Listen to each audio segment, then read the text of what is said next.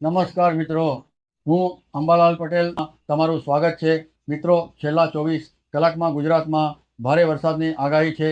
મિત્રો, હવામાનના નકશા પર નજર કરીએ તો સ્પષ્ટ રીતે જોવા મળે છે કે ચોમાસું ધીમે ધીમે આગળ વધી રહ્યું છે. નીચલા સ્તરે અરબી સમુદ્ર અને બંગાળની ખાડીમાંથી ભેજવાળા પવનો ગુજરાત તરફ આગળ વધી રહ્યા છે, જ્યારે ઉપરના સ્તરે પશ્ચિમી વિક્ષેપની અસર હજુ પણ જોવા મળી રહી છે. છેલ્લા કેટલાક દિવસોમાં ગુજરાતના અનેક વિસ્તારોમાં પ્રી મોન્સૂન પ્રવૃત્તિમાં વધારો થયો છે અને તેના કારણે રાજ્યના 53 તાલુકાઓમાં વરસાદ નોંધાયો હતો.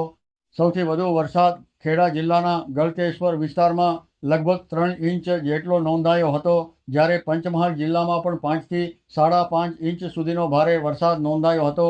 સૌરાષ્ટ્રના અમરેલી જિલ્લાના લાઠી વિસ્તારમાં તેમજ ભાવનગરના કેટલાક ભાગોમાં પણ વરસાદની શરૂઆત થઈ ગઈ છે, જે એ વાતનો સંકેત આપે છે કે હવે પ્રી મોન્સૂન પ્રવૃત્તિ વધુ મજબૂત બનવાની છે.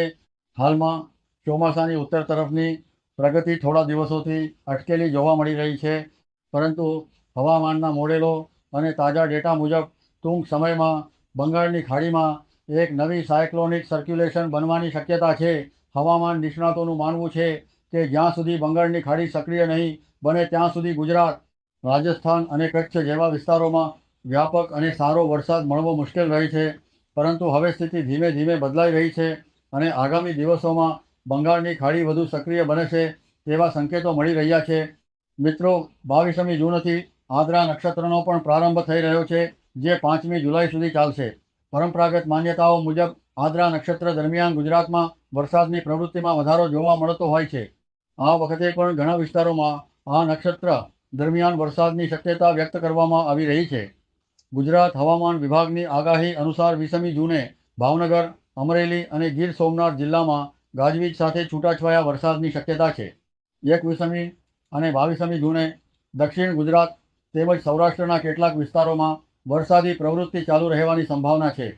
તેવી જ રીતે 23મી, 24મી અને 25મી જૂન દરમિયાન પણ દક્ષિણ ગુજરાતના વિસ્તારોમાં વરસાદની શક્યતા યથાવત રહે છે. જો કે આગામી થોડા દિવસોમાં વ્યાપક અને વાવણીલાયક વરસાદની શક્યતા ઓછી દેખાઈ રહી છે.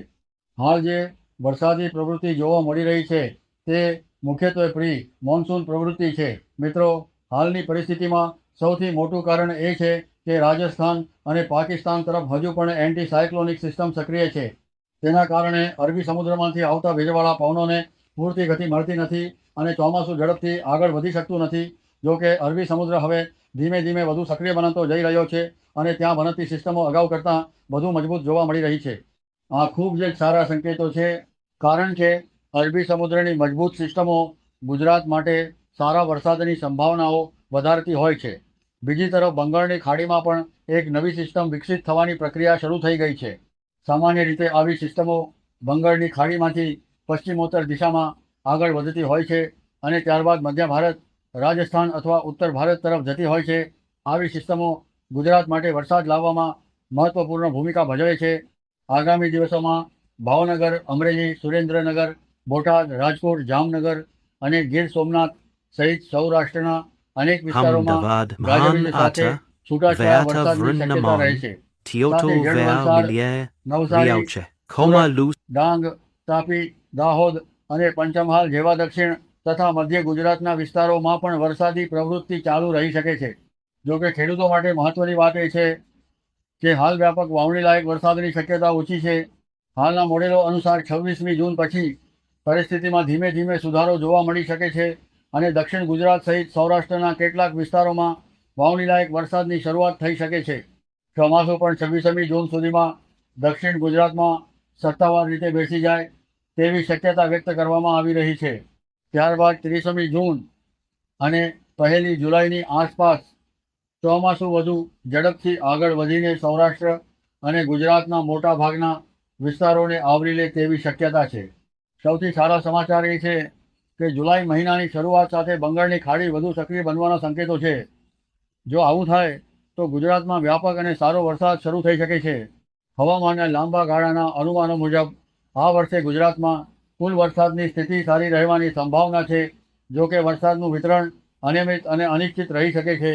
કેટલાક સમયગાળામાં લાંબા બ્રેક જોવા મળી શકે છે, જ્યારે કેટલીક સિસ્ટમો સક્રિય થતાં સતત ઘણા દિવસો સુધી ભારે વરસાદ પણ પડી શકે છે.